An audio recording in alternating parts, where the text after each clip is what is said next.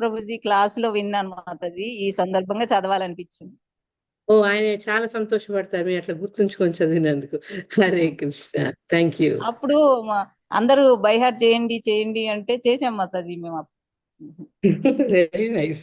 Hare Krishna. S Jayalakshmi Mataji, over to you. Thank you Mataji. Hare Krishna. Hare Krishna Mataji, అందరికీ ప్రణామాలు. మోకం కరోతి వాచాలం పొంగల్ నంగైతే గిరు యత్రపాతమహం వందే శ్రీ గురుని తేనతారణం పరమానంద మాధవం శ్రీ చైతన్య ఈశ్వరం.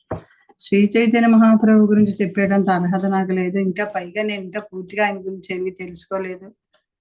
మామూలుగా ఇంకా భగవద్గీత భాగవతమే ఇంకా వనమాల్లో ఉన్నాను నేను. ఇంకా కానీ గురువులు చెప్పొచ్చు, చెప్పగలరు మీరు అన్నారు కాబట్టి వపు సేవ ఎలాగ చేయలేకపోతున్నాను, వాణి సేవ అయినా చేయాలనే ఉద్దేశంతో ఆదేశాన్ని శిరసా వహించాను. హరే కృష్ణ మాతాజీ. శ్రీల కృష్ణదాస్ కవిరాజు గోస్వామి రచించిన ఈ మన చైతన్య చరితామృతం గురించి మనకి 2 రోజులుగా మాతాజీలు చెప్తున్నారు. మొదటి రోజు దేన సరణదేవి మాతాజీ ఇంకా అద్భుతంగా వివరించారు. ఇంక తర్వాత రోజు ఇంకా మరీ చెప్పక్కర్లేదు, నిత్యరూపిణి మాతాజీ, దివ్య గోలేకేశ్వరి మాతాజీ మధ్యలీల గురించి వివరించారు. ఇంకా అంచెలీల దాకా వెళ్ళి దాన్ని పట్టుకునే నాకు ఇది కూడా లేదంత షాక్ కొట్టేటట్టు ఉంది అది చూస్తే. మాతాజీ పుష్పమాతాజీ అడిగితే నేను 16 వరకు ప్రిపేర్ అయ్యాను, మిగతా మీరు చూడండి మాతాజీ అన్నారు. చేత మొదటి నుంచి పట్టుకోలేదు నేను. కానీ ఏంటంటే కాస్త ఉపోద్ఘాతంలా కొంచెం కొంచెం కొన్ని పాయింట్లు ఏవో తీసుకున్నాను. ఈ చైతన్య చరితామృతం 3 భాగాలుగా ఉంది ఇది.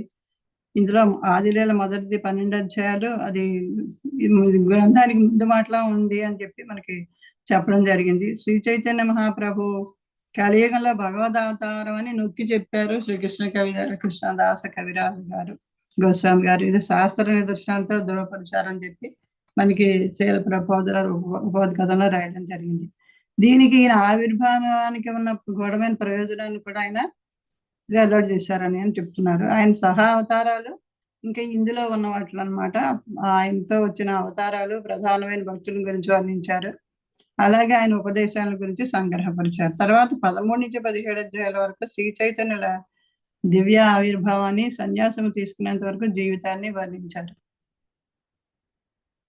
తర్వాత ఇంకా చైతన్యుల బాల్య మహిమలు, విద్యాభ్యాసము, వివాహము, ఇంకా మొట్టమొదట ఆయన చర్చలు ఎవరితో చేశారు దానికి, అలాగే సంకీర్తన సంఘాన్ని ఏర్పాటు చేయడం, ఇంకా మహమ్మదీయ ప్రభుత్వం చేస్తున్న అణచివేతలకి వ్యతిరేకంగా ఆయన శాసనోల్లంఘనం చేయడం కూడా అందులో ఉన్నాయి. ఆ తర్వాత ఇంకా మధ్యలీలు చూస్తే చాలా అతి దీర్ఘమైంది అని చెప్తున్నారు. ఇందులో ఆయన సన్యాసిగా, బాధకునిగా, తత్వవేత్తగా, ఆధ్యాత్మిక గురువుగా, యోగిగా ఈయన భారతదేశం ఆయన విస్తృతమైన పర్యటన గురించి వివరంగా ఇస్తుంది. ఈ 6 సంవత్సరాల కాలంలో మొదట ఆయన చైతన్య మహాప్రభు తన ఉపదేశాలు తన ప్రధాన శిష్యులకు బోధించారు. ఎన్నో వాదన చేసి ఆనాటి తన సుప్రసిద్ధ తత్వవేత్తలందరినీ, వేదాంతులని అందరినీ కూడా ఆయన వాళ్ళలో మార్పు తీసుకొచ్చారు ఆయన. అందులో శంకరాచార్యుల వారిని అనుసరించేవాళ్ళు, ఇంకా బౌద్ధులు, మహమ్మదీయులు కూడా ఉన్నారు. అలాగే అక్కడ వాళ్ళకున్న వేలాది మంది శిష్యులు ఆయన అనుసరించే వాళ్ళందరినీ తనని అనుసరించేవారిగా ఆయన చేసుకోవడం జరిగింది. ఆ తర్వాత ఒరిస్సాలోని జగన్నాథపురి, ఇంకా అది బ్రహ్మాండమైన రథయాత్ర సందర్భంలో ఆయన చూపించిన భావావేశాలు, ఆయన అద్భుతమైన కలాపాల గురించి కూడా ఈ మధ్యలో చెప్పడం జరిగింది. అక్కడి నుంచి శ్రీ చైతన్య మహాప్రభు పూరీ క్షేత్రంలో జగన్నాథ మందిరం దగ్గర ఏకాంత స్థితిలో గడిపిన చివరి 18 ఏళ్ల తర్వాత ఆయన దాని గురించి, అక్కడ లీలల గురించి అంచర్యలు చెప్తుంది. ఈ చివరి సంవత్సరాల్లో ఆయన చరిత్రలో ఎప్పుడూ ఎక్కడా జరగడంతోటి అసమానమైన ఆధ్యాత్మిక భావ సమాధిలో లోతులు గెడిపోయారు. ఆయన నిరంతర నిత్య ప్రబుద్ధమైన ఆధ్యాత్మికానందం కళ్ళారా చూసిన స్వరూప దామోదర స్వామి తమ రచనలో పొందుపరిచారు. ఈ మన కృష్ణదాస్ కవిరాజు గోస్వామి వారు ఆయన దగ్గర నుంచి, వాళ్ళ దగ్గర నుంచి ఆయన దాన్ని సేకరించి మనకు అందించడం జరిగింది. 16వ శతాబ్దం యొక్క ప్రారంభంలో జన్మించిన శ్రీల కృష్ణదాస్ కవిరాజు గోస్వామి వారు, ఈయన రఘునాథ దాస్ గోస్వామి గారు శిష్యుడు, శ్రీ చైతన్య వారి ఆంతరంగిక అనుయాయుడు. ఈయన సుప్రసిద్ధ సాధు పురుషుడైన రఘునాథ గోస్వామికి స్వరూప దామోదర గోస్వామి చెప్పిన శ్రీ చైతన్యుల కార్యాలను విని జాగ్రత్తగా గుర్తుపెట్టుకుని మనకి ఈ గ్రంథం రాయడం జరిగింది. ఈ చైతన్య జీవితం గురించి రాసిన గ్రంథాల్లో శ్రీల బృందావన్ దాస్ రాసిన వారు రచించిన చైతన్య భాగవతం అత్యంత గౌరవాన్ని పొందింది, చాలా ఫేమస్ అయిందని చెప్తున్నారు. అది ఆయన మొత్తం అంతా రాస్తూ ఉంటే పెద్దదిగా అయిపోతుంది గ్రంథం అన్న ఉద్దేశంతో ఆయన ఇంకా చాలా సంఘటనలు ఇంకా పూర్తిగా వివరంగా వర్ణించలేదు అని చెప్తుంది. ఇంకా అప్పుడు బృందావనంలో ఉన్న భక్తులందరూ ఇంకా ఇంకా మాకు తెలుసుకోవాలంది, ఇంకా కావాలి మీరు రాయండి అని ఈ కృష్ణదాస్ కవిరాజ్ గోస్వామిని ప్రార్థిస్తే ఆయన బృందావనంలో ఉన్న మదన మోహన్ని ప్రార్థించి ఆయన ఆరోగ్యం తీసుకుని ఆయన ఆశీర్వాదాలు తీసుకుని మనకి చైతన్య చరితామృత గ్రంథ రచనాన్ని ఆరంభించడం జరిగింది. ఇందులో నేను చూసిన వాటిలో చివరికి వచ్చేటప్పటికి కాళిదాసు అనే భక్తుడి గురించి చదవడం జరిగింది. నేను ఈ కాళిదాసు ఆయన చాలా ఎటువంటి భక్తుడు అంటే ఆయన ఎవరు వైష్ణవ భక్తులు కనిపిస్తే వాళ్ళ దగ్గర వాళ్ళ ఉచ్చిష్టాన్ని తీసుకోవడానికి ఆయన ప్రయత్నించారు. ఒకవేళ వాళ్ళు బతిమాలినప్పుడు వాళ్ళు అదేమిటి నువ్వు మా ఉచ్చిష్టం తినవేమిటి అని అభ్యంతర పెడితే వాళ్ళు తినేటప్పుడు దూరంగా చాటుగా ఉండి వాళ్ళు తినడం అయిపోయి ఆకులు పడేశాక అందులోంచి ఉచ్చిష్టం తీసుకుని ఆయన తినడం జరిగింది. అలాగే ఇంకొకళ్ళు కాదు, ఆయన ఎక్కడెక్కడ భక్తులు ఉన్నారో వాళ్ళందరి దగ్గరికి కూడా వెళ్ళి ఆయన తీసుకోవడం జరిగింది. ఎప్పుడూ కూడా కృష్ణనామే పలుకుతూ ఉండేవాడు. కానీ ఆయన ఒక విషయంలో మాత్రం ఆయన పాచికలు ఆడేటప్పుడు కూడా హరే కృష్ణ అంటూ పాచికలు వేసేవారు. అది తప్పు అని మనకి భాష్యంలో అంటే ఆయన అనుకరించడం, ఇలా విషయంలో మాత్రం అనుకరించకండి. భక్తులు చేసే భాగవతులు మహాభాగవతులు వాళ్ళు ఏదైనా చేస్తారు వాళ్ళకి, కానీ వాళ్ళు ఎప్పుడు తమ మూల సిద్ధాంతం ఏమిటో మర్చిపోరు. అందుచేత ఆయన ఎలా చేశారు కదా అనేదో పరిహాసం కోసం చేసినా మనం దాన్ని అనుకరించి ఆయన చేశారు కాబట్టి మనం చేయొచ్చని మాత్రం ఎట్టి పరిస్థితుల్లోనూ ఈ జోదం ఆడడమో తప్ప, అది ఆడేటప్పుడు ఆయన నామం తలుచుకోవడం ఇంకా తక్కువ అని భాషల్లో మనకి చెప్పడం జరిగింది. ఈయనకి ముసలితనం వచ్చినా కూడా చివరి వరకు కూడా ఆయన మొత్తం బెంగాల్లో ఉన్న వైష్ణవులందరి ఎంగిలి తీసుకోవడానికి ఆయన తీసుకున్నాడు. అలాగే ఇంకా చిన్న చిన్న పెద్ద వైష్ణవులు అందరి దగ్గరికి వెళ్ళి వారికి మంచి బహుమతులు అది ఆహార పదార్థాలను కానుకగా ఇచ్చి వాళ్ళు ఎంగిలి అడిగి తీసుకునేవారు. ఒకవేళ వాళ్ళు ఎవరైనా ఇవ్వకపోతే ఇందాక చెప్పినట్టు ఆయన అక్కడక్కడ దాంకుని అవి తీసుకునేవారు. ఇలా ఈ విషయంలో ఇలా వెళ్తూ ఆయన జడు ఠాకూర్ అనే వైష్ణవుడు, ఆయన భూనిమాలి కులంట. ఆయన దగ్గరికి వెళ్ళి ఏం చేశారు, మామిడి పళ్ళు తీసుకుని వెళ్ళాడు ఆయన దగ్గరికి. ఆయన ఇచ్చి నమస్కరించి ఆయన భార్య కూడా నమస్కరించి వాళ్ళకి కాసేపు వాళ్ళు కూర్చున్నారు అక్కడ. ఆయన ఎంతో మర్యాద చూపించారు వాళ్ళకి. అయితే నేనేమో అడుగుతారనమాట ఆ జడు ఠాకూర్, నేను చాలా నీచు జాతి వాడిని, మీరేమో ఎంతో గొప్ప అతిథి వచ్చారు, మీరు మిమ్మల్ని ఎలా చేయగలను అని మీకోసం నేను బ్రాహ్మణ ఇంటికి పంపిస్తాను ఆహార పదార్థాలు, వాళ్ళు తయారు చేస్తారు, ఆ ప్రసాదం తీసుకోండి, నేను సంతోషంగా ఉంటాను. కానీ ఈయన మాత్రం ఎప్పుడు కూడా నా మీద మీరు కరుణ చూపించండి, నేనే పద్ధతుడిని, నేనే పాపి అని, అందుకే మీ దర్శనానికి వచ్చాను అని చెప్తారు. కాదు, మీ దర్శనం చేస్తే పవిత్రమయ్యాను, అంచేత మీరు నాకు మీ పాద ధూళే ఇవ్వండి, మీ పాదాలు నా తలపై పెట్టండి, ఇలా బతిమాలుతూ ఉంటే ఇదేంటి ఇది ఇలా అడగడం మీకు తగదు, నేనేమో నీచు జాతివాడిని, మీరు చూస్తే గౌరవనీయులను సంపన్న కుటుంబాల్లో సజ్జనులు మీరు అని చెప్పి అప్పుడు కాళిదాసు మనకి ఈ కొన్ని శ్లోకాలు అవి చెప్తారన్నమాట. బ్రాహ్మణ కుటుంబంలో పుట్టినంత మాత్రం బ్రాహ్మణ కాదు, అలాగే నీచు వంశంలో పుట్టినంత మాత్రం నీచుడు కాదు, వాళ్ళ ప్రవర్తన బట్టి వాళ్ళ భక్తిని బట్టి ఉండాలి, ఆ దేవుణ్ణి గురించి తెలుసుకుంటాం, అలాగా మనకి దేవుని తెలుసుకోవాలని భక్తి మార్గంలో నడవాలని అది ఉన్నవాళ్ళు బ్రాహ్మణ కిందే లెక్క అవుతారు. అలాగే బ్రాహ్మణ వంశంలో జన్మించిన వాడికి ఈ భక్తి ఎప్పుడైతే లేదో అప్పుడు ఆయన బ్రాహ్మణిగా లెక్క చేయడానికి వీలేదు. ఎన్ని లక్షణాలు ఉన్నా కూడా అసలైనది తన మనసు, వాక్కు, కర్మలు, తన ప్రాణాలు భగవత్ సేవకు అంకితం చేయకపోతే వాళ్ళు చండాల కంటే హీనత అవుతాడు. అలాగే చండాల కుటుంబంలో పుట్టినవాడు ఎప్పుడైతే భక్తి మార్గంలో ఉన్నాడో వాళ్ళు బ్రాహ్మణుడితో సమానం అవుతాడని చెప్పి మనకి భాగవతంలోంచి హరి భక్తి విలాసంలోంచి శ్లోకాలు తీసుకుని చెప్పడం జరిగింది. అప్పుడు ఆయన ఇదంతా విన్నాక నువ్వు చెప్పిందంతా కరెక్టే, ఇది శాస్త్ర విచనం, అది కృష్ణ భక్తిలో నిజంగా పురోగమించిన వాని విషయంలో సత్యం అవుతుంది, కానీ అలాంటి స్థితి నాకు లేదు, అంత శక్తి నాకు లేదు, నేను నీచు జాతి చెందిన వాడు, నాకు కించిత్తైనా కృష్ణ భక్తి లేదు అని మళ్ళీ ఆయన అదే మాట చెప్తారు. చెప్పినప్పుడు ఆయన ఇంకా సరే ఆయన సాగనంపుతారు. ఆయన నమస్కరించి వెళ్ళడానికి అనుమతి కోరగానే ఆయన సరే కొంత దూరం వరకు ఆయన కూడా వెళ్ళి సాగనంపి వెనక్కి తిరుగుతారు. ఆయన వెనక్కి తిరిగాక ఆయన పాదముద్దలు పడిన చోటు నుంచి ధూళి తీసుకుని చక్క ఒళ్ళంతా రాసుకుని ఓ చోట దాముకున్నాడు.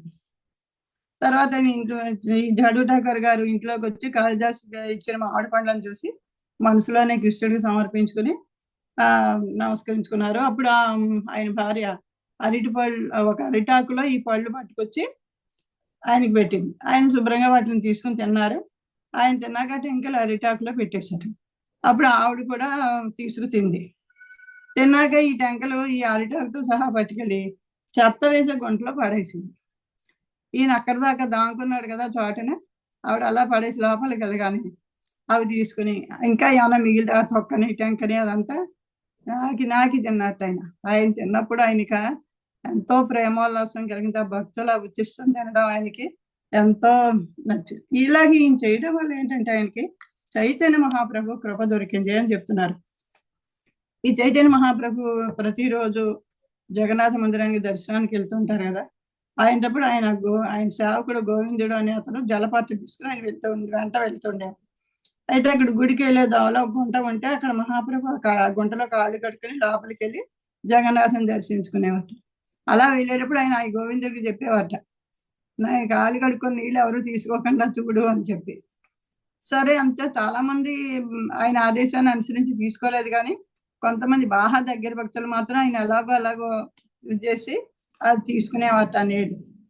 అయితే ఓ రోజు చైతన్య మహాప్రభు అక్కడ కాళ్ళు కట్టుకుంటున్నప్పుడు కాళిదాసు వచ్చి ఆ నీళ్ళు తీసుకోవడానికి దోశలతో వంగి ముందర దోశ నిండుగా నీళ్ళు తాగటి, మళ్ళీ తర్వాత రెండవది, తర్వాత మూడవది.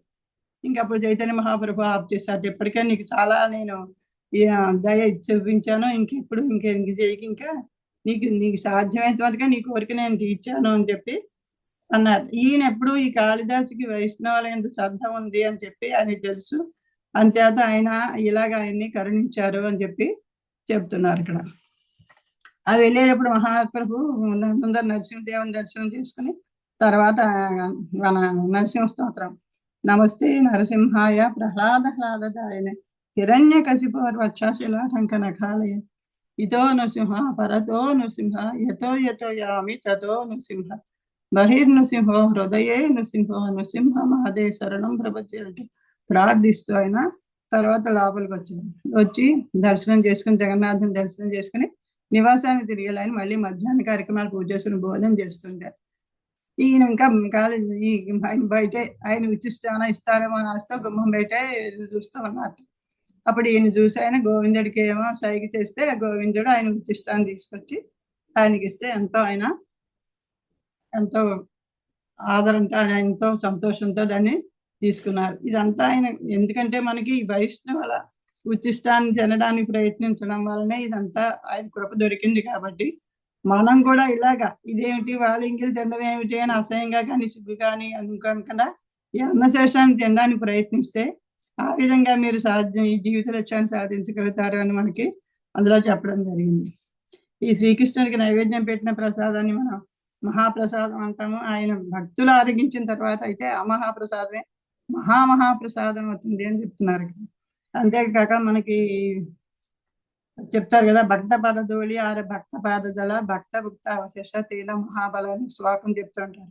భక్తుని పాదధూళి, ఆయన పాద ప్రక్షాళిత జలం, భక్తుని భక్త శేషం అనే మూడు కూడా ఎంతో శక్తివంతమైనవి. ఈ మూడింటిని సేవించడం ద్వారా మనకి కృష్ణ ప్రేమ అనే పరమ లక్ష్యాన్ని చాలా తేలిగ్గా చేరుకుంటాము అని మొత్తం మన అన్ని శాస్త్రాల్లో కూడా ఇది పదే బిగ్గరగా చెప్పారు, ఘోషించారని చేత ఇది వినండి, ఈ విశ్వాసం అది నిస్సంకోచంగా తీసుకోండి అని చెప్పేసి ఈ మూడింటి ద్వారా మనకి ఈ జీవిత లక్ష్యాన్ని సాధిస్తాము అన్న దానికి శ్రీకృష్ణుని పరమకరణ లభిస్తుంది అనడానికి ఈ కాళిదాసే దీనికి సాక్షి అని చెప్పి చెప్పడం జరిగింది. హరే కృష్ణ మాత. ఇది ఒక చిన్న ఒక లీలది.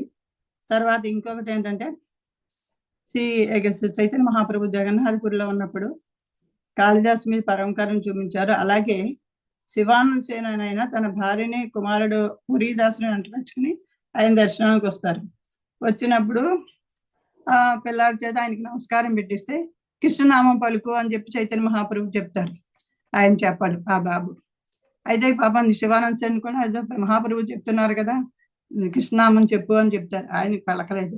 అప్పుడు చైతన్య మహాప్రభు అంటారు, నేను మొత్తం ప్రపంచంలో అందరి చేత కృష్ణనామం పలికించాను, ఆఖరికి స్థావరాలైన చెట్ల చేత కూడా నేను కృష్ణనామం పలికించాను, కానీ ఈ పిల్లాడి చేత చెప్పించలేకపోతున్నాను అని చెప్పి. అంటే ఇప్పుడు స్వరూప్ దామోదరుడు అంటారు, కాదు మహాప్రభు, మీరు తనకి కృష్ణనామ దీక్ష ఇచ్చారు, ఈ నామదీక్ష పొందిన తర్వాత ఆ నామాన్ని అందరి ముందు చెప్పకూడదు కదా, అదే ఉద్దేశంతో అతను చెప్పట్లేదు అనుకుంటాను నేను అని చెప్పేసి. అప్పటికి వదిలేసి ఇంకో రోజేమో పురీదాస చదువు అని చెప్పి ఆయన ఒక ఆదేశం ఇవ్వగానే ఆ అబ్బాయి తనంతట తన సొంతంగా ఒక శ్లోకాన్ని కూర్చి ఆయనకి అందరి ముందు పలికాట. ఆ శ్లోకం: శ్రవసో కవలయ భక్ష్ణోరంజనం వరసో మహేంద్ర మణిధామ బృందావన రమణీనాం మండనమఖిలం హరిర్జయతి. శ్రీకృష్ణుడు చెవులకు నీలికలు వంటివాడు. అతడు నేత్రాలకు అంజనము, వక్షస్థలముకు ఇంద్రనీలమణి హారము, బృందావన గోపికలకు సకలాభరణము అయి ఉన్నాడు. అట్టి శ్రీహరికి శ్రీకృష్ణునికి జయము జయము. 7 ఏళ్ల పిల్లాడు ఇంకా చదువు కూడా మొదలెట్టలేదట, అయినా అంత చక్కటి శ్లోకం చెప్పేటప్పటికి అందరూ ఎంతో ఆశ్చర్యపోయారు. ఇదంతా కూడా మహాప్రభు, శ్రీ చైతన్య మహాప్రభులో నిర్హేతమైన కృప అని చెప్పేసి, అది అలాంటిది బ్రహ్మ దేవతలు కూడా ఇలాంటివి లెక్కించడం చేత కాదు అని చెప్పి చెప్పారు. Hare Krishna Mataji. Thank you very much.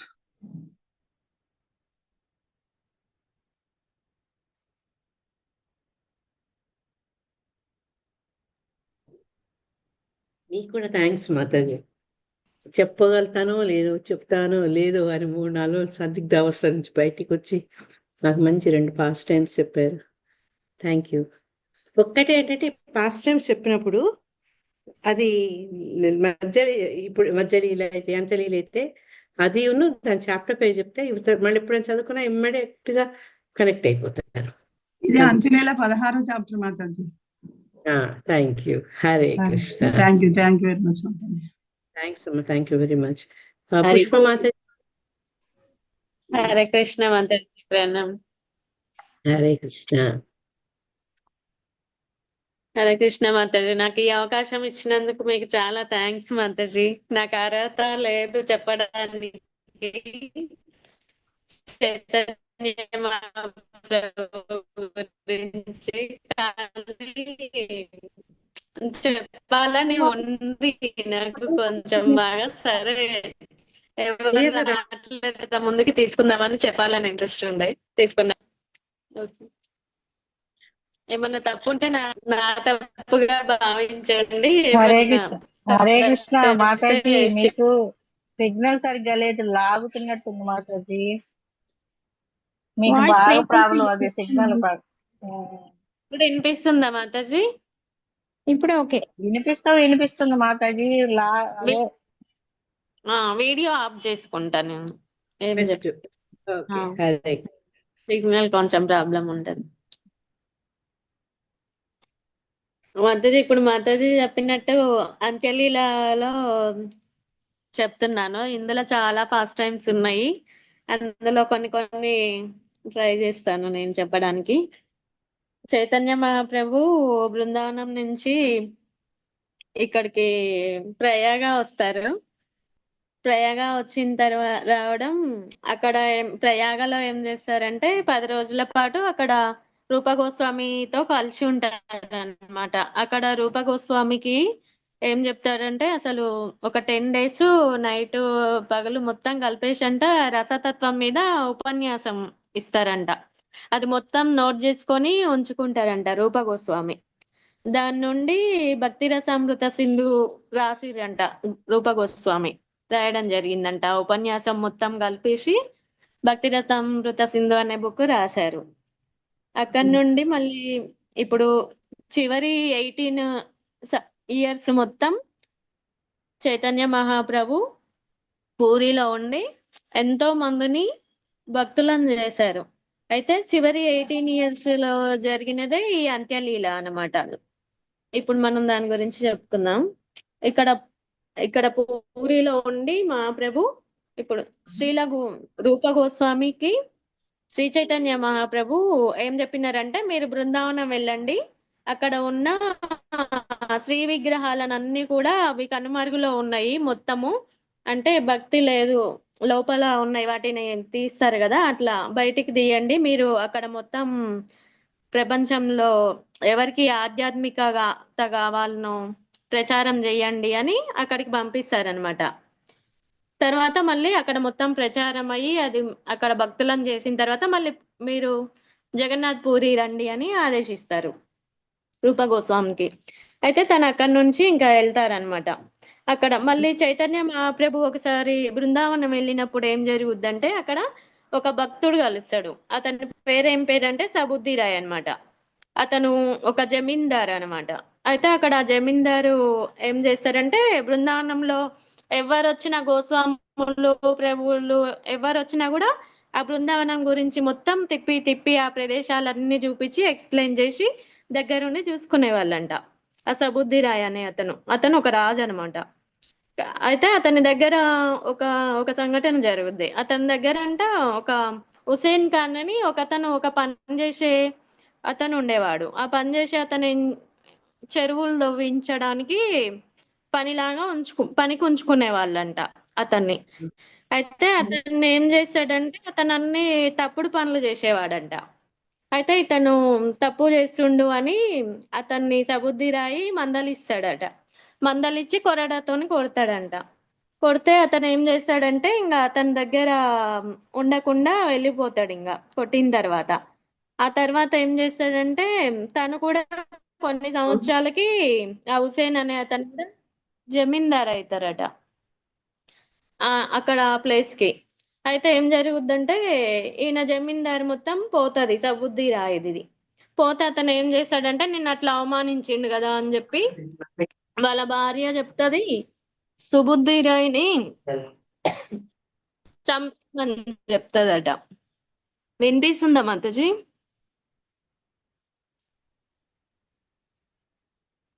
అయితే వాళ్ళ భార్య వినిపిస్తోంది. సుబుద్ధి రాయిని నువ్వు చంపేయి, నువ్వు ఇప్పుడు జమీందారువి కదా అని హుసేన్ భార్య చెప్తాదట. అయితే అతను ఏమంటాడంటే నాకు తండ్రిలాగా చూసుకుంటూ చిన్నప్పటి నుంచి నేను తప్పు చేసినందుకే అతను మందలు ఇచ్చిండు కదా నన్ను, నేను అలాంటి తప్పు చేయను అంటాడు. అయితే ఆమె మళ్ళీ మళ్ళీ చెప్తుందట అతన్ని చంపు అంటే. అయితే సరేలే అని అతను ఏం చేస్తాడంటే మెలేచ్చులు అంటే వాళ్ళు ముస్లింలు కదా, వాళ్ళు వాడుకునేది ఒక బావి ఉండేదంట. ఆ బావిలో తీసి మెలేచ్చులు స్నానం చేసే నీళ్ళని తీసి దాన్నంట ఇతని మీద సుబుద్ధి మీద పోస్తాడంట ఆ వాటర్ అన్ని. అట్లా పోస్తే ఏమైతుందంటే ఇంకా అక్కడ ఉన్న వాళ్ళందరినీ అతన్ని ఇంకా అంటరాని వాడు అని అంటారంట. అక్కడ ఉన్న వాళ్ళందరు ఇంకా వెలి వేస్తారు అంటారు కదా, అట్లా వెలి వేసిరంట. నువ్వు ఇక్కడ ఉండొద్దు, ఇంకా మెలేచ్చులు స్నానం చేసే వాటర్ నీ మీద పోసిరు కదా, నువ్వు ఇక్కడ ఉండొద్దు అని చెప్తారట. అయితే అతను ఏం చేస్తాడంటే ఇంకా ఆ ప్లేస్ నుంచి వారణాసి వెళ్దాం అనుకొని అతను వెళ్తుంటాడు. తిరుగుకుంటా అన్ని ప్లేసులు మార్చుకుంటా సుబుద్ధి రాయ్ వెళ్తుంటే అతనికి ఏం చేయాలి, అక్కడికి వారణాసి వెళ్ళిన తర్వాత అక్కడ కొంచెం మంది బ్రాహ్మణులు కలుస్తారు. ఆ బ్రాహ్మణులని అడుగుతాడు, ఇట్లా నా మీద మెలేచ్చులు వాటర్ పోసిరు, నేను ఇట్లా అయినా ఇట్లా అన్నారు, నేను కలవద్దు ఎవరిని అంటే నువ్వేం చేయమని చెప్తారంటే వాళ్ళు అక్కడ పండితులు చెప్తారు నువ్వు వేడి వేడి నెయ్యి తాగాలి అని చెప్తారట. ఆ నెయ్యి మొత్తం ఎట్లా తాగాలంటే ఆ వేడి నెయ్యి నీ లోపల ఉన్న అవయవాలు మొత్తం కాలిపోయేంత వేడి నెయ్యి తాగితే నువ్వు కాలిపోయి చనిపోవాలి అని చెప్తారంట అక్కడ ఉన్న వాళ్ళు. అయితే అతను ఏం చేస్తాడు తర్వాత ఇంకా అప్పుడు వారణాసి వచ్చినప్పుడు ఈయన శ్రీ చైతన్య మహాప్రభు ఇక్కడ బృందావనం వచ్చినప్పుడు కలిసి ఆ టెంపుల్స్ అన్ని చూపించిండు కదా. అయితే అక్కడ శ్రీ చైతన్య మహాప్రభు వారణాసిలో ఉన్న విషయం ఈయనకి తెలుస్తుంది. ఇంకా శ్రీ చైతన్య మహాప్రభుని కలుస్తాడు. అయితే శ్రీ చైతన్య మహాప్రభు ఏం చెప్తారంటే కలిసిన తర్వాత ఏం చెప్తాడు, నువ్వు అలాంటి పని ఏం చేయనవసరం లేదు, అంత తప్పు నువ్వేం చేయలేదు, నువ్వు బృందావనం వెళ్ళిపోయి భక్తులకి సహాయం చెయ్యి, అక్కడ సేవ చేసుకో, నీ తప్పు మొత్తం పోతుంది, నువ్వు అంత తప్పేం చేయలేదు, నువ్వు అంత ప్రమాదకరమైన తప్పు, నువ్వు బృందావనం వెళ్ళు అని చెప్తాడట చైతన్య మహాప్రభు. అయితే ఇంకా అతను మళ్ళీ ఏం చేస్తాడు, మళ్ళీ బృందావనం వస్తాడు. ఇంకా వచ్చిన యాత్రికులకు మొత్తము అప్పుడు ఆ రోజుల్లో పాదయాత్రలు అట్లా వచ్చేవాళ్ళు కాబట్టి ఇంకా తిని ఏం చేసాడంట కట్టెలు బృందావనం అడవుల నుంచి కట్టెలు తీసుకొచ్చి కొట్టి వాటిని అమ్ముకొని ఆ వచ్చిన పైసలతోనట మళ్ళీ వాళ్ళకి ఆహారము చపాతీలు రోటీలు అవన్నీ చేసి పెట్టేవాడట. ఇది ఒక స్టోరీ అన్నమాట. అయితే నెక్స్ట్ ఏంటిదంటే రూప గోస్వామి. ఇతను రూప గోస్వామికి ఒక తమ్ముడు అనుపమ్ అని ఉండేవాడు. ఇతనంటే ప్రయాగ నుండి బృందావనం వచ్చిండు అతను కూడా. అయితే అక్కడ సనాతన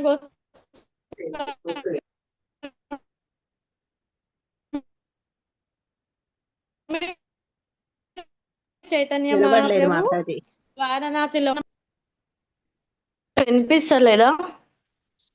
చైతన్య చైతన్య మహాప్రభు, సనాతన గోస్వామి ఇద్దరు వారణాసి నుండి, రూప గోస్వామి, అనుపమ్ ఇద్దరు వీళ్ళు వస్తారనమాట. పడవలో జల మార్గం ద్వారా వస్తారు. వీళ్ళు వారణాసి వెళ్తారు, వాళ్ళేమో బృందావనం వస్తారు. అయితే సనాతన గోస్వామి, చైతన్య మహాప్రభు ఇద్దరు కలిసి బృందావనం కాలినడకలు వస్తారు అనమాట.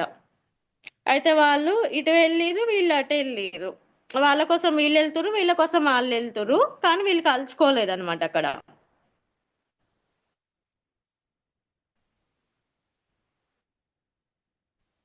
అటు ఇటు వెళ్ళిపోయారు. ఒకలేమో టెంపుల్స్ అన్ని మళ్ళీ ప్రకాశితంగా ఉన్న టెంపుల్స్ అన్ని సముద్రై మళ్ళీ చూపిస్తాడు అనమాట. అన్ని అన్ని లీలా స్థలాలను చూసి పరిశోధన చేస్తారు, ఇవి ఎలా వచ్చినాయి అని మొత్తం తెలుసుకుంటారు అనమాట సనాతన గోస్వామి. అయితే మళ్ళీ అనుపమ్, రూప గోస్వామి ఏమో వారణాసిలు వెళ్ళి అక్కడి నుండి దారిలో బెంగాల్ భక్తులను కలుస్తారు. వచ్చే దారిలో వీళ్ళు వస్తూ మళ్ళీ పూరి జగన్నాథ్ వెళ్తారు. అక్కడి నుంచి అప్పుడు మహాప్రభు బృందావనం నుండి మళ్ళీ జార్ఖండ్ వెళ్తారు. జార్ఖండ్ నుండి వారణాసి నుండి ప్రయాగ నుండి జగన్నాథ్ పూరి. అప్పుడు ఆ రోజుల్లో నడకదారులే ఉండే కాబట్టి ఆ ప్రదేశంలో ఉండే వాళ్ళు మొత్తము చైతన్య మహాప్రభు భక్తుల్ని చేసుకుంటూ వచ్చేవాళ్ళట. అందరినీ గెలవడం, వాళ్ళతో ఉండడం, అక్కడ లీలలు చేయడం, అక్కడ ప్రదేశాల్లో హరినామ సంకీర్తన చేయడం, వాళ్ళందరూ భక్తులు అయిపోయే వాళ్ళట. అయితే అక్కడ నుండి ప్రయాగ నుండి జగన్నాథ్ పూరి వచ్చిర్రు. అక్కడ అందరినీ భక్తులు చేశారు. భక్తులు అంటే ఓన్లీ మనుషులే కాకుండా జంతువులు, అక్కడ ఉన్న ప్రదేశాలు, పశువులు అన్నిటితోనంట నామ సంకీర్తన చేయించే వాళ్ళంట, హరే కృష్ణ మంత్రం చెప్పేవాళ్ళట. అయితే ఆ పారెస్ లో ఉన్న వాటితో కూడా అప్పటి నుండి కూడా నామ సంకీర్తన ఇట్లా సంకీర్తన చేయడం స్టార్ట్ అయిందంట. అట్లా చేసుకుంటా నృత్యం చేసుకుంటా పారవశ్యంతో కలిసి వస్తుండేవారట. అయితే చైతన్య మహాప్రభు పూరి వచ్చిన తర్వాత అందులో అక్కడ బెంగాల్ నుండి భక్తులను, ఇందాక మాతాజీ చెప్పారు శివానంద సేన్ అని, అతను శివానంద సేను బెంగాల్ భక్తులని పూరి యాత్రకు తీసుకొచ్చేవాడంట, టీమ్ లీడర్ శివానంద సేన్. అయితే అతను భక్తులు యాత్ర ఇన్ఛార్జ్ అంట. అతనికి ఒక కుక్క ఉండేది, అతను దాన్ని చాలా బాగా చూసుకునేవాడట. అయితే అది బెంగాల్ నుండి పూరికి వచ్చేటప్పుడు వాళ్ళు పడవలో వస్తారట. ఆ పడవలో దాన్ని ఎక్కనీయలేదంట. అయితే ఇంకా దానికి కూడా మనీ పే చేయాలంటే దానికి కూడా మనీ పే చేసి మరీ ఎక్కించుకొని తీసుకొని వస్తారంట. అయితే కొన్ని రోజుల తర్వాత దాని హెల్త్ ఖరాబ్ అయింది, బాగాలేదంట, చనిపోయే స్టేజ్కి వచ్చిందంట. అయితే అతను బాధపడుతుండంట.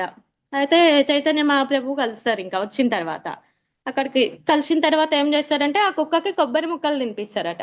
ఆ కొబ్బరి ముక్కలు తినిపియంగానే అది ఇట్లా పడుకొని పోయి ఇంకా వైకుంఠ వెళ్ళిపోయింది అని చెప్పినారంట.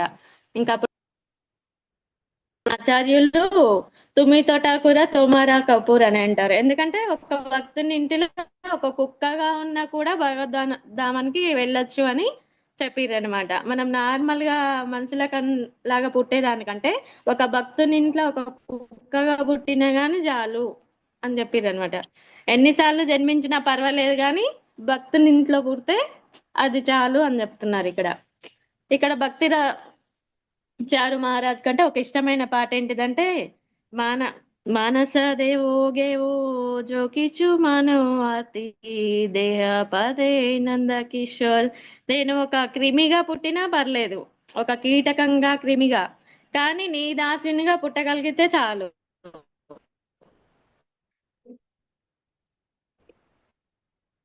అని అంటున్నారు ఈ శ్లోకాలో. ఇంకా నెక్స్ట్ బహిర్ముఖ బ్రహ్మ జన్మ పుట్టడం అయితే నాకొద్దు, బ్రహ్మ పుట్టే మాట లేకుంటే భగవంతుని భక్తి లేని మాత్రం నాకొద్దు అని అంటారంట. అంటే మన గోస్వాములు, మన ఆచార్యులు కృష్ణ భక్తి పట్ల ఉండే ఇంత ప్రేమ సాంప్రదాయం అన్నది మన సనాతన ధర్మం అని చెప్తున్నారు అనమాట ఇక్కడ.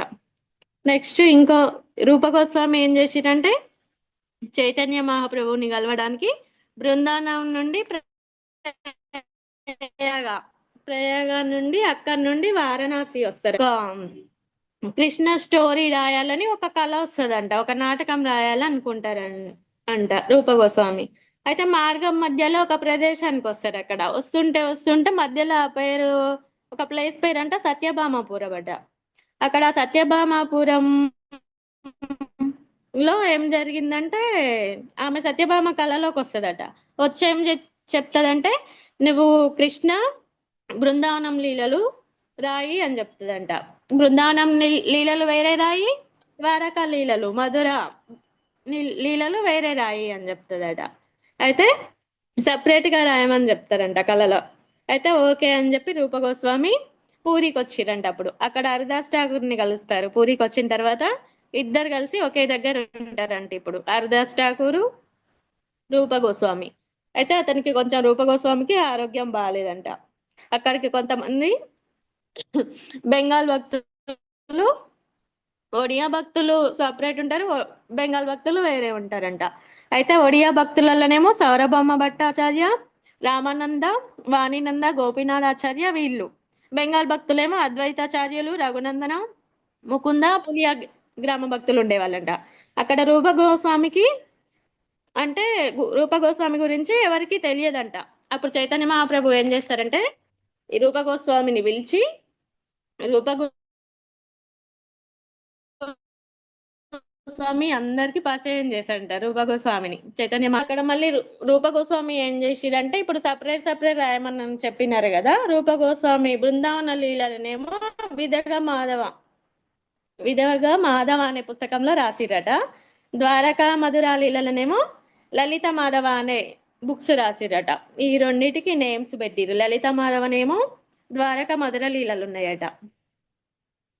ఒకసారి ఏం జరిగిందంటే, బెంగాలీ భక్తులు చాతుర్మాస ఉత్సవంలో స్నానయాత్రకు వచ్చేవాళ్ళు. అక్కడ జగన్నాథ స్నానయాత్ర ఉంటది కదా, ఉండి చామార్జనం రథయాత్ర జరుగుతుంది. మహాప్రభు నృత్యం చేసేవాళ్ళు. అక్కడ బాగా ఆ నృత్యంలో పారవశ్యమయ్యి పాటలు పాడుతూ రాధానాని ప్రేమ భక్తిలో అవన్నీ గుర్తు చేసుకుంటుండే వాళ్ళట. అయితే ఆ పాటలన్నిటినీ రూపగోస్వామి పాడుతుంటే, రూపగోస్వామి కంట పాడక ముందే రూపగోస్వామికి లోపల మొత్తం వచ్చేసేదంట. అట్లా ఆయన మనసులో మొత్తం ఏముందనేది, చైతన్య మహాప్రభు మనసులో ఏముందనేది మొత్తం రూపగోస్వామికి టక్క చెప్పగలిగేవాడంట. ఆయన హృదయంలో ఏముందనేది తొందరగా టక్కున క్యాచ్ చేసేవాళ్ళట. అయితే శ్రీ చైతన్య మనోవిష్టం స్థాపితే ఏన భూతలే మనకు ఉంది కదా, స్వయం రూప కథమయ్యం దదాతి స్వపదాంతికం. ఇందులో సాక్షాత్ అది రూపగోస్వామినే చైతన్య మహాప్రభు యొక్క అంతరంగికంగా ఉండి దాన్ని అర్థం చేసుకోవడానికి వచ్చిండ్రని చెప్పిర్రు అనమాట. రూపగోస్వామి మాత్రమే అంత తొందరగా అర్థం చేసుకునే భక్తుడు అంట. అప్పటికి కూడా బ్రహ్మం ఇప్పటికి కూడా మనము ఈ బ్రహ్మ మధ్వ గౌడియ పరంపర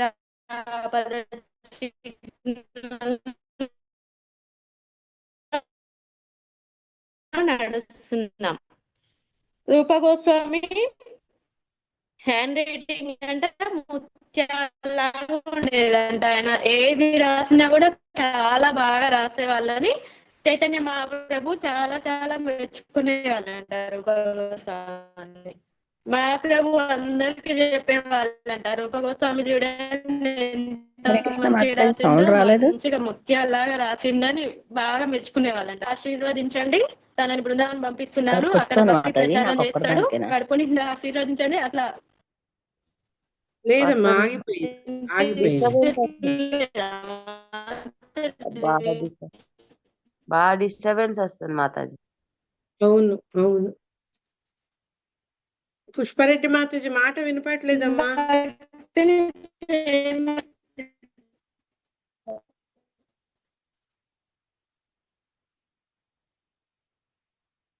ప్రచారం చేయమని చెప్తారు. అప్పుడు రూపగోస్వామిని మళ్ళీ బాగా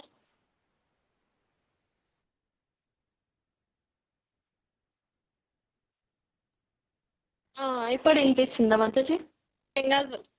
ఇప్పుడు వినిపిస్తుందా మాతాజీ? హరే కృష్ణ. పూరి పంపిస్తారంట. అలా పూరిలో తమ్ముడు అతను వారణాసి వెళ్ళారు, శాస్త్రాలను చదివచ్చారంట అక్కడ వారణాసిలో. అయితే అక్కడ అక్కడ ఉన్న శాస్త్రాలు అంటే మనకు భక్తి సంబంధించినవి కాదు కాబట్టి స్వరూప్ దామోదరకి మా తమ్ముడు చెప్తాడు, మీరు ఒకసారి వినండి అంటే స్వరూప్ దామోదర చెప్తారంట అవి వేరే శాస్త్రాలు, మనం వినొద్దు అని, అవి విషంతో సమానము అని చెప్తారంట. అయితే వైష్ణవ పరంపరంలో ఉన్న వాటినే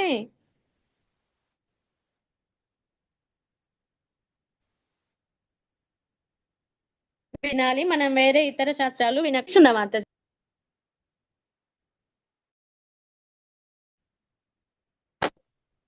మాతాజీ వినిపిస్తుందా? వినపడలేదు ఒకసారి మాతాజీ, అది ఒకసారి ఒకసారి జంప్ వినిపిస్తుంది, ఒకసారి అయిపోతుంది. వినిపించలేదు. అవునా? ఇప్పుడు వినిపిస్తుంది, మధ్యలో ఓకే ఏమవుతుంది? ఓకే కంటిన్యూ చేయండి. ఓకే. చోటా హరిదాస్ స్టోరీ ఇక్కడ. అతను భగవానాచార్య దగ్గర అని ఉండేవాడు చోటా హరిదాస్. అతను చైతన్య మహాప్రభుని ప్రసాదానికి పిలుస్తాడు అనమాట, భగవాన్ ఆచార్య అనే అతను. అయితే అతను ఏం చేస్తాడంటే చోటా హరిదాస్ని భిక్ష తీసుకురమ్మని ఊర్లోకి పంపిస్తారు. ఊర్లోకి పంపిస్తే ఏం చేస్తాడంటే భిక్షాటన చేసి అతను మాధవీదేవి దగ్గర భిక్షాటన చేసి తీసుకొస్తాడు. ఆ తీసుకొచ్చిన తర్వాత ఏం చేస్తారు, చైతన్య మహాప్రభుకి ప్రసాదం పెడతారు. అది తిన్న తర్వాత మహాప్రభు బాగానే ఉంది కానీ ఎవరు భిక్షాటన చేసిర్రు అని అడుగుతాడు అనమాట. అప్పుడు అయితే చోటా హరిదాస్ తీసుకొచ్చిండు భిక్షాటన చేసి అని చెప్తారు. అయితే గోవింద అని పిలుస్తాడు. గోవింద ఎవరంటే మహాప్రభు దగ్గర ఉండే అసిస్టెంట్ లాగా అనమాట గోవింద. అయితే మహాప్రభు దగ్గర ఉంటాడు. మళ్ళీ ఎప్పుడు చోటా హరిదాసుని పంపవాకండి, అతను తప్పు చేసిండు అని అంటారు. అయితే నన్ను చూడవద్దు, నా దర్శనానికి రావద్దు చోటా హరిదాసు ఎప్పుడు అని అంటాడు. అయితే ఎందుకు అని అక్కడ ఉన్న వాళ్ళందరూ అడుగుతారు. అతను మాధవీదేవిని కొంచెం తప్పుగా చూసిండు, నాకు అర్థమైంది అని చెప్తాడనమాట. అయితే అప్పుడు మహాప్రభు ఏం చేస్తాడంటే అతనికి నన్ను దర్శనానికి రావద్దు, నన్ను గెలవద్దు అని చెప్తాడు. ఇంకా అప్పటి నుంచి చోటా హరిదాస్ ఏం చేస్తాడంటే, అందుకనే ఇక్కడ మనం గౌడీయ పరంపరలో మాతాజీలని తల్లిగా చూడాలి, చెల్లిగా దగ్గరగా ప్రేమగా చూడాలని చెప్తారనమాట, అంటారు.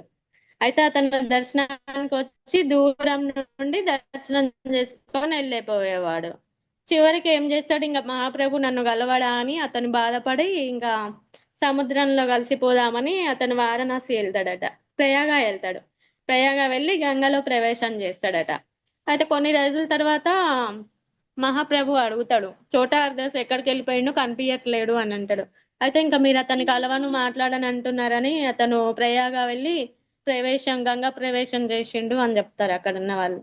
అయితే సరే అని ఇంకా అతను ఎక్కడికి వెళ్ళలేదు, గంధర్వ రూపంలో వస్తాడు అని చెప్పిర్రట. అయితే ఆ చోటా హరిదాస్ గంధర్వ రూపంలో వచ్చి రోజు కీర్తన నృత్యం చేసి వెళ్ళేవాడంట రోజుకొకసారి.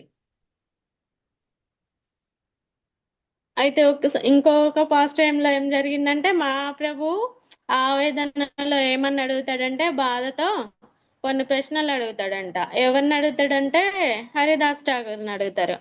అప్పుడు హరిదాస్ ఠాకూర్ ఏమంటారంటే, ఈ గోమాంసం తినే ఈ మెలేచ్చులు ఎలా ఉద్ధరించబడతారు అని హరిదాస్ ఠాకూర్ని చైతన్య మహాప్రభే అడుగుతారట. అప్పుడు హరిదాస్ ఠాకూర్ ఏం చెప్తారంటే, వాళ్ళు హరాం హరాం అంటారు కదా, అంటే వాళ్ళు రామ్ రామ్ అన్నట్టే అంటున్నారు. రామ్ రామ్ వస్తుంది మహాప్రభు అందులో, ఆ రామ్ రామ్ అన్నా కూడా వాళ్ళు పవిత్రులు అయిపోతారు కదా, ఉద్ధరించబడతారు కదా అని అంటారంట. అప్పుడు చైతన్య మహాప్రభు ఇంకా గట్టిగా నవ్వుతారంట. అంటే ఈ నామ సంకీర్తనతో జంతువులైనా అన్ని తరిస్తాయి అని చెప్తారు అక్కడ. అయితే ఒకసారి ఏం జరుగుతుందంటే హరిదాస్ ఠాకూర్ వేనాపూర్ లో ఉన్నప్పుడు రామచంద్రకాన్ ఉంటాడు. అతను ఏం చేస్తాడంటే, ఇది మనకు తెలుసు చాలాసార్లు చెప్తారు స్టోరీ, హరిదాస్ ఠాకూర్ దగ్గరికి ఒక వైశ్యాన్ని పంపిస్తాడు రామచంద్రకాన్. ఆ వైశ్య ఏం చేస్తుంది అంటే ఒక 3 days ఎన్ని రోజులు ఉన్నా కూడా జపం చేసుకుంటూనే కూర్చుంటాడు హరిదాస్ ఠాకూర్. చేసుకుంటా ఉంటే వస్తున్నా కానీ 3 days అట్లా నేను చెప్తాడు. ఆమె విని విని విని ఆమె కూడా భక్తుడు. అప్పుడు ఇప్పటికి కూడా వేణ అనే ఒక ప్లేస్ లో అంటే ఆమెకు ఒక గుడినే కట్టించారట. ఆమె భక్తురాలుగా మారిపోయింది, ఒక వైశ్య అని. నెక్స్ట్ టైం ఇంకొక ఇలా ఏంటిదంటే ఈ సంఘటన అన్ని కృష్ణదాస్ కవిరాజ్ గోస్వామి చెప్పుకుంటూ వస్తున్నారు అన్నమాట ఈ స్టోరీ మొత్తం. హరిదాస్ ఠాగూరు, నిత్యానంద ప్రభు ఇద్దరు కలిసి అక్కడ ప్రచారం చేసేవాళ్ళు అనమాట. ఒక రోజు ఏం జరిగిందంటే ఒక దుర్గా మండపంలో కూర్చుంటారు వీళ్ళు ప్రచారానికి వెళ్ళి. ఊర్లు అక్కడ అన్ని ప్లేసులు అన్ని వెళ్తుంటారు కదా ప్రచారం చేయడానికి. కటకటి రామచంద్ర మళ్ళీ ఏం చేస్తాడంటే వీళ్ళని ఆ దుర్గా మండపంలో కూర్చోవద్దని చెప్పు, వీళ్ళు మొత్తం మంచి వాళ్ళు కాదు అని ఒక అసిస్టెంట్ ని పంపించి చెప్పిస్తాడంట. అయితే అప్పుడు నిత్యానంద ప్రభుకి కోపం వస్తుందంట. వీళ్ళు గొల్లవాళ్ళు ఉండే ప్రదేశానికి వెళ్ళవను, ఈ దుర్గా మండపంలో కూర్చోవద్దు అని చెప్తాడట. అయితే ఏం చేస్తాడంటే నిత్యానంద మహాప్రభు అంటారు, ఇది మెలేచ్చులు ఉండే ప్లేస్, మనం ఇక్కడ ఉండొద్దు, వెళ్దాం పదండి అని తీసుకెళ్తాడంట నిత్యానంద ప్రభు అక్కడ నుండి. అయితే అతను వీళ్ళని అవమానించినందుకు అక్కడ ఏం జరిగిందంటే అతనికి రామచంద్రకానికి వాయిస్ వస్తలేదా? ప్రదేశం నుంచి అంటే కొంచెం మంది దుండగులు వచ్చి అతని ఆస్తిని అతన్ని హరే కృష్ణ మాతాజీ, మీది వినిపిస్తుంది మాతాజీ, వినిపిస్తుంది. మాతాజీ మాట్లాడింది అసలు రావట్లేదు. మాతాజీ రావట్లేదు కానీ మీది వస్తుంది. అక్కడ ఆయన ఉన్న తీసుకొని వెళ్ళిరట. అయితే ఇది భక్తులకు ఏమన్నా అపచారం చేస్తే వాళ్ళకి ఏమైతుంది అనేది చెప్పడానికి చెప్పినారన్నమాట. వారిని భగవంతుడు ఊరుకోడు, భక్తుల చూసుకుంటాడు కదా, ఇతను అవమానించిండు కాబట్టి అలా జరిగింది అని చెప్తారు అన్నమాట.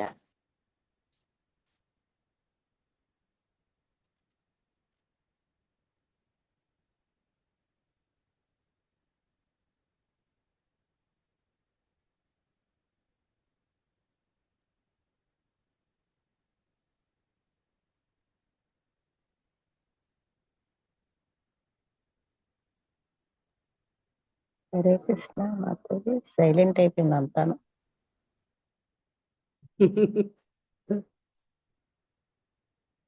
తెలీదమ్మా, తనకు ఏదో ప్రాబ్లం ఉన్నది నెట్ది. ఒకసారి వస్తుంది, ఒకసారి రావట్లేదు, వచ్చిన జంప్ అవుతుంది మాట.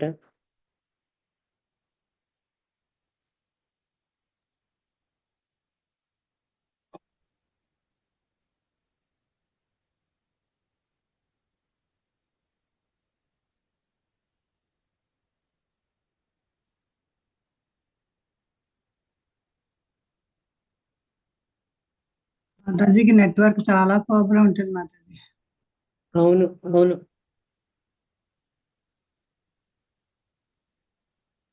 ఏం చేద్దాం? పుష్పమాతాజీ, దివ్యగోళకేశ్వరి రెడీగా ఉంటే తల్లి మాట్లాడేందుకు. నేను కొంచెం చెప్పాలన్నావు కదా మాతాజీ, కలిసి చెప్దాం. బ్రేక్ అవుతుంది మాట, ఏది కావట్లేదు, సైలెన్స్ తోనే టైం అయిపోతుంది.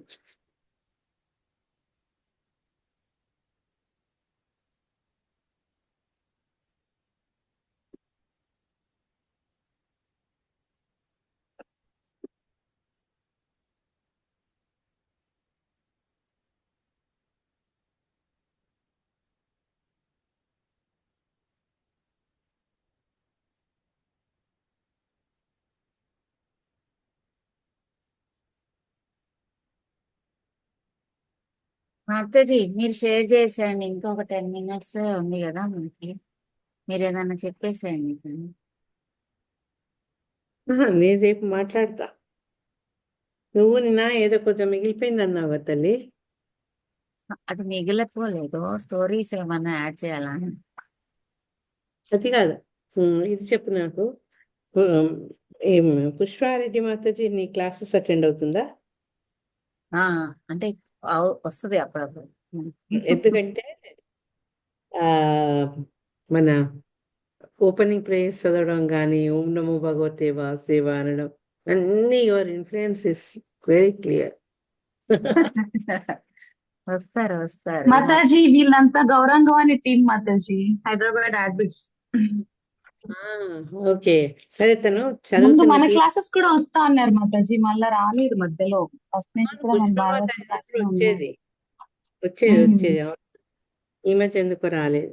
వీళ్ళు రెగ్యులర్ గా గౌరంగవాణి టీం వెళ్తారు అండ్ దివ్య మాతాజీ క్లాసెస్ కూడా జాయిన్ అవుతారు మాతాజీ. ఆ, అంటే ఎవరికైనా ఎక్కువ క్లాసులు అయితే కష్టం జాయిన్ అవ్వడం.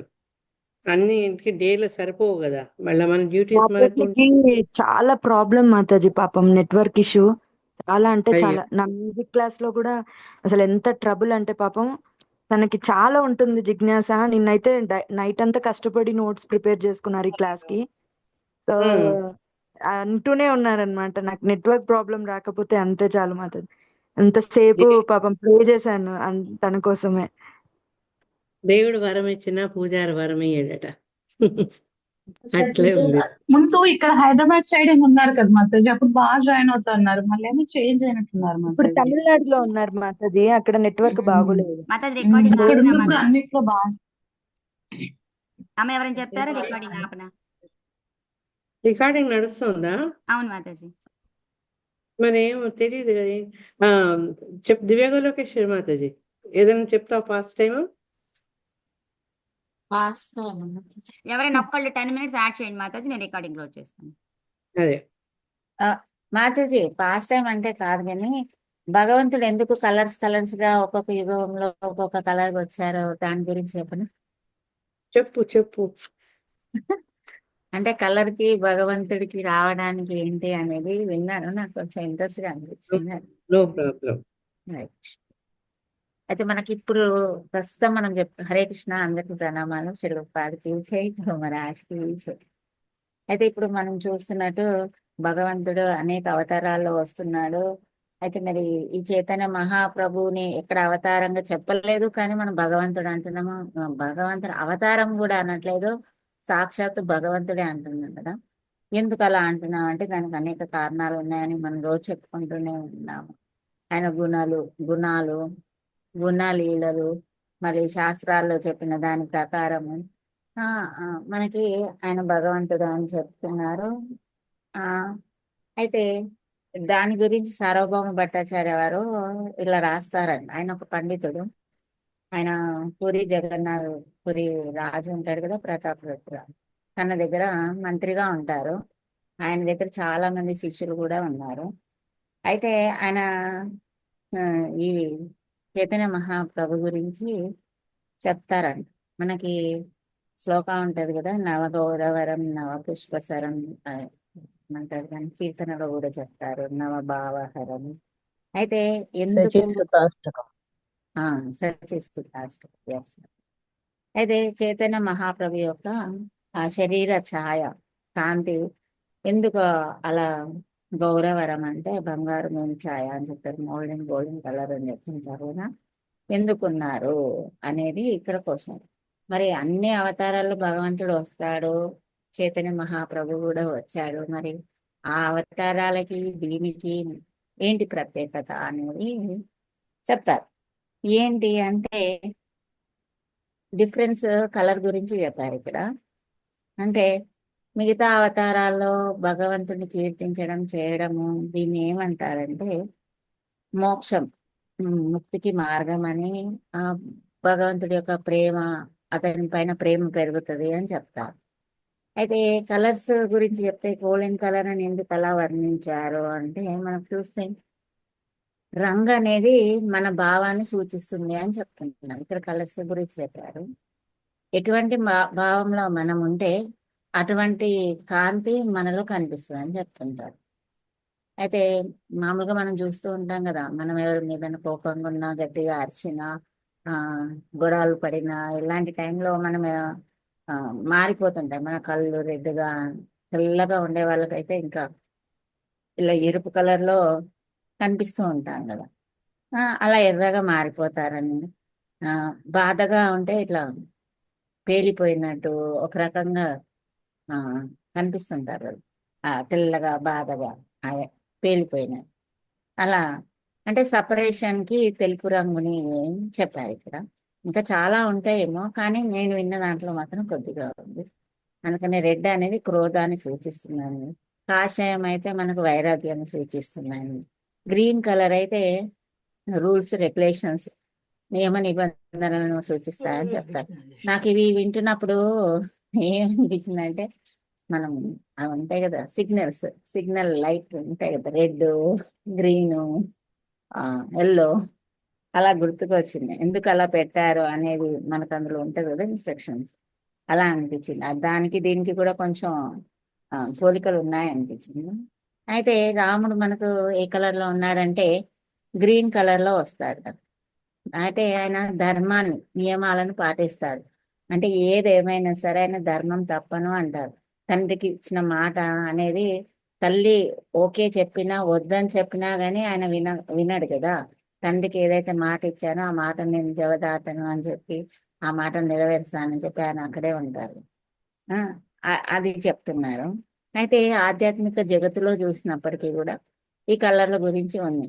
అయితే ఇక్కడ శివుడిని చూస్తే మనకి ఆయన రెడ్ పర్పుల్ కలర్ లో ఉంటాడంట. ఎందుకు అలా ఉంటాడంటే అది తమోగుణానికి ప్రతీకగా ప్రతినిధి అని చూపిస్తున్నారు. ఇక్కడ మన కృష్ణుని చూస్తే ఆ ఆయన మేఘాల కలర్ ఉంటాడు. నిండు వాటర్ తో ఉన్న మేఘం ఏ కలర్ లో ఉంటుందో ఆ కలర్ లో ఉంటారు కదా. అయితే ఇందులో కొంచెం బ్లాక్ కూడా మిక్స్ అయిపోయి కనిపిస్తూ ఉంటుంది కదా. ఆయన ఒకసారి బ్లాక్ అని వేస్తాము, ఒకసారి ఆ నిండు మేఘం డార్క్ బ్లూ కలర్ వేస్తూ ఉంటాం కదా. అయితే ఈ కలర్ యొక్క మీనింగ్ ఏంటంటే ఆనందాన్ని, ప్రేమను, మాధుర్యాన్ని ఇస్తారు అని చెప్తున్నారు. Mood of divine and love అని చెప్పి చెప్తున్నారు. ఇంకో రకంగా బ్లాక్ అంటే ఏంటంటే అర్థం కానటువంటిది అనే అర్థం అండి. అంటే మనకు కృష్ణుడు అర్థమైనట్టే ఉంటాడు కానీ అర్థం కాదు. ఆయన చేసే వేలలు కానీ మాయలు కానీ అసలు ఆయన మొత్తం మనం తెలుసుకోవాలంటే మనకు ఆ స్టేజ్ లో మనం ఎప్పటికీ అర్థం చేసుకోలేము కదా ఫుల్గా. అది చెప్తున్నారు. మేఘాల గురించి చెప్తే ఇక్కడ ఏం చెప్తున్నారంటే అవి నీటిని కలిగి ఉంటాయి, అది వర్షాన్ని ఇస్తూ ఉంటాయి కదా. అలాగే అంటే భగవంతుడు కూడా ఆ వర్షం ఎలా పడుతుందో తన కృప కూడా మన పైన అలా కురిపిస్తాడు. అందుకే ఆయన ఆ కలర్ లో వచ్చారు అని చెప్తారు. ఎవరైతే ఎక్కువ భౌతిక జగత్తులో ఆనందాన్ని పొందడానికి ఎక్కువ శ్రమ పడుతుంటారో, ఆరాట పడుతుంటారో వాళ్ళు కూడా డార్క్నెస్ లోకి వెళ్ళిపోతూ ఉంటారండి, డార్క్ అయిపోతూ ఉంటారు. ఇంకా ఇక్కడ చైతన్య మహాప్రభు గురించి వస్తే చైతన్య మహాప్రభు గౌరవరం కదా. అయితే ఆయన మూడుని చూస్తే ఆయన కొత్త దానాన్ని తీసుకొచ్చారని చెప్పుకుంటారు. అన్ని నవ నవ నవ అని ఇందాక సత్యసుఖాష్టకం ఉంది కదా. అంటే మామూలుగా చూస్తే సనాతన ధర్మం అనేది కొత్తదేం కాదు. చైతన్య మహాప్రభు వచ్చింది కలియుగం మారండి. మరి సనాతన ధర్మం అనేది ఎప్పటి నుంచో ఉంది అని చెప్తున్నారు. మరి ఆయన కొత్తది ఏం తెచ్చారు అని ఇక్కడ క్వశ్చన్ వస్తుంది. అయితే సార్వభౌమ భట్టాచార్య చెప్తారు, లేదు లేదు ఇది కొత్తదే అని చెప్తారు. అయితే కొంతమంది అంటారు ఆయన రాధాకృష్ణ ప్రేమతత్వాన్ని, రాధాకృష్ణుల సేవని తీసుకొచ్చారు అని అంటారు. అయితే కొంతమంది అంటారు అదేం లేదు, నింబార్క సంప్రదాయంలో కూడా పురాతన సంప్రదాయం అది, అందులో కూడా రాధాకృష్ణ సేవ చేస్తారు, వాళ్ళది కూడా గోపీభావ తత్వమే అని చెప్తారు. అయితే ఇంకొంతమంది అంటారు ఇది రాగనుక భక్తినిచ్చారు అని చెప్తారు. అప్పుడు వేరే వాళ్ళు అంటారు ఇది పుష్టి సాంప్రదాయంలో వల్లభాచార్య కూడా ఇదే పాటిస్తారు, రాధాభావాన్ని పాటిస్తూ వాళ్ళు బాలగోపాలని పూజ చేస్తారు, ఇదేం కొత్తగా లేదు అంటారు. మరి చూస్తే ఏ రకంగా చైతన్య మహాప్రభు మనకు ప్రత్యేకంగా కనిపిస్తున్నాడు ఇతరుల అవతారాలకి, ఇక్కడ ఏంటి డెఫినేషన్ అంటే ఆయన ఏం చెప్తున్నారంటే ఆయన గురించి భాగవతంలో కూడా ఉంది. భాగవతంలో కూడా మనకు కృష్ణవర్ణం తృషా కృష్ణం ఉంది కదా, సాంగోపాంగాసు పార్శ్వ అనేసి ఒక మరి విష్ణు సహస్రనామంలో ఇందాక చెప్పుకున్నాం కదా, శాస్త్రాలలో కూడా ఉంది అని చెప్పి హిరణ్యవర్ణం హేమాంగో వరాంగో చందనాంగడి అని. కానీ వీళ్ళందరూ అవతారాలు వచ్చారు, ముక్తి భక్తిని ఇచ్చారు. కానీ ఓన్లీ చైతన్య మహాప్రభువు మాత్రమే తను సాక్షాత్ భగవంతుడు అయినప్పటికీ సన్యాసం తీసుకున్న అవతారం ఇది ఒక్కటే. ఇది ప్రత్యేకతగా చెప్తున్నారు. చైతన్య మహాప్రభు గోల్డెన్ కర్ల అవతారం, ఈ అవతారం ఎందుకు ఇచ్చారంటే ఇందాక చెప్తున్నాం కదా మనము, ఏం చెప్పాను, భారతదేశంలో ఆయన రాకముందే, అంటే మనం ఇప్పుడు బుక్ లో చదివి ఆయన గురించి తెలుసుకుంటున్నాం, కానీ అంతకు ముందే అసలు భగవంతుడి ప్లాన్ ఎలా ఉంటది అనేది నాకు దీన్ని బట్టి అర్థమైంది. అసలు ఆయనకి ఎంత ముందు చూపు ఉంటది, ఎంత దయా కరుణ అనేది ఇందులో తెలుస్తుంది. ఆయన రాకముందే ఆయన గురించి తెలిసిన వాళ్ళు చాలా మంది ఉన్నారండి. మన దేశంలోనే కాదు వేరే దేశాల్లో కూడా ఉన్నారని చెప్తారు. అయితే మనకు బ్రిటిష్ వాళ్ళ పాలన జరిగింది, బ్రిటిష్ ఉండేవాళ్ళు అని చెప్తున్నాం కదా. అయితే కొలంబస్ అనే అతను మనకందరికీ తెలుసు కదా, అమెరికాను కనుక్కున్నది కొలంబస్ అని చెప్పి చెప్పుకుంటాం. అయితే అతను ఒక క్రైస్తవుడు, బ్రిటిష్ కదా క్రైస్తవుడు. అయితే క్రైస్తవులలో కూడా పండితులు ఉంటారు కదా, వాళ్ళని మోంక్స్ ఏదో చెప్పారు అంటారని చెప్పారు. అయితే వాళ్ళందరూ చర్చించుకుంటున్నారంట ఆయన చిన్నతనంలో. ఇదంతా జరిగింది కొలంబస్ యొక్క చిన్నతనంలో. అంటే వాళ్ళ నాన్న ఈ గ్రూప్ లో చర్చలో ఉండేవాళ్ళు. అయితే ఆయన ఏమని చర్చించుకుంటున్నారంటే ఒక గొప్ప వ్యక్తి అవతరిస్తాడు. ఎక్కడ అవతరిస్తాడంటే గంగా నది ఒడ్డున 9 దీపాలు ఉంటాయి. ఆ దీపాల మధ్యలో ఆయన బంగారం కలర్లో భూమిని ఆకాశాన్ని కలుపుతూ అవతరిస్తాడు అని చెప్పి వాళ్ళు చర్చించుకుంటారు. అలా వాళ్ళు అంటే అన్ని బుక్స్ చదివి అలా వాళ్ళ దాంట్లో అలా ఉంది అని చెప్పి అలా చర్చించుకుంటారు. అయితే అది విన్న కొలంబస్ తండ్రి దాన్ని కొలంబస్కి చెప్తారు. అంటే ఆయన ప్రతిదీ కూడా వాళ్ళ ఇంటికి వచ్చి ఇలా జరిగింది, అలా జరిగింది, ఇలా అనుకుంటున్నారు, ఇలాంటివన్నీ చిన్నప్పటి నుంచి ఆయనకు చెప్తుంటారు. అందులో భాగంగా ఇది కూడా చెప్తారు. అయితే ఈ కొలంబస్కి ఒక ఆలోచన వచ్చిందంట, బంగారు రంగులో భూమిని ఆకాశాన్ని కలిపేది అంటే అది చాలా విలువైనది ఉంటుంది, అలాంటి దాన్ని కనుగొనాలి అనేసి ఆయన అనుకుంటాడు. అలా కనుగొందామని చెప్పేసి ఆయన బయలుదేరి ఆయన ఏం చేస్తాడంటే భారతదేశాన్ని నవద్వీపాన్ని కనుగొనాల్సింది ఆయన వెళ్ళి అమెరికాని కనుక్కుంటారంట. ఆ సిచ్యువేషన్ లోనే ఆయన అమెరికాను కనుగొన్నారని చెప్తారు. అయితే మరి అమెరికాను ఏంటి లీలా మనకు అర్థం కాలేదు. లాస్ట్ లో మనకేం తెలుస్తుందంటే ఆ అమెరికాను కనుగొన్నారు. చైతన్య మహాప్రభు వచ్చిన తర్వాత ఎప్పుడైతే మనకు ప్రతి సిద్ధాంత సరస్వతి ఠాకూర్ ఒక కోరిక మేరకు మనం ప్రభుపాద ఎక్కడికి వెళ్తారు ప్రచారం చేయడానికి? అమెరికాకి వెళ్తారు.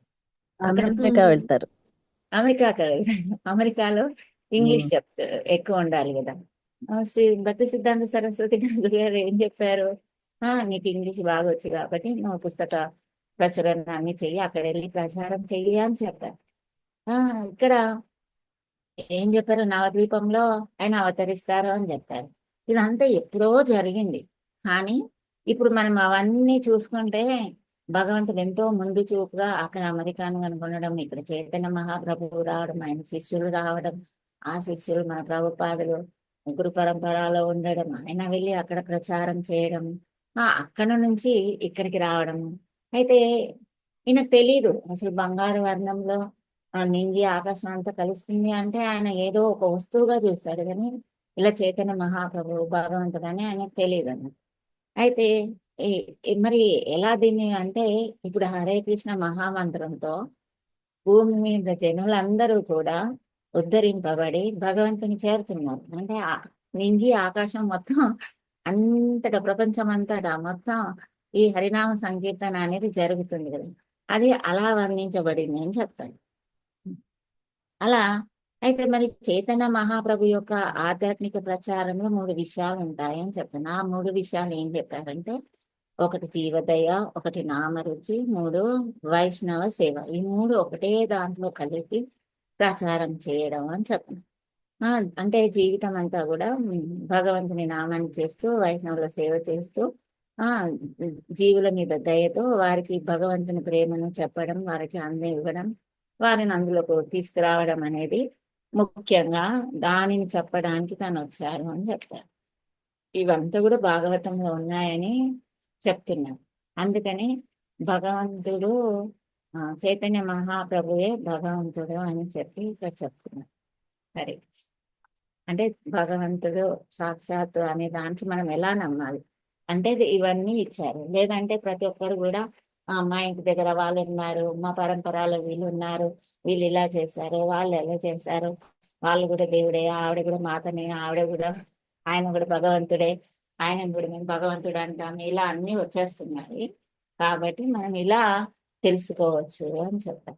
హరే కృష్ణ హరే కృష్ణ కృష్ణ హరే రామ హరే రామ రామ హరే హరే. ఏదైనా తప్పుగా చెప్పినంటే నాది సారీ అందరికి. ఏదైనా అర్థమైతే అదే హరే కృష్ణ అర్థమైంది.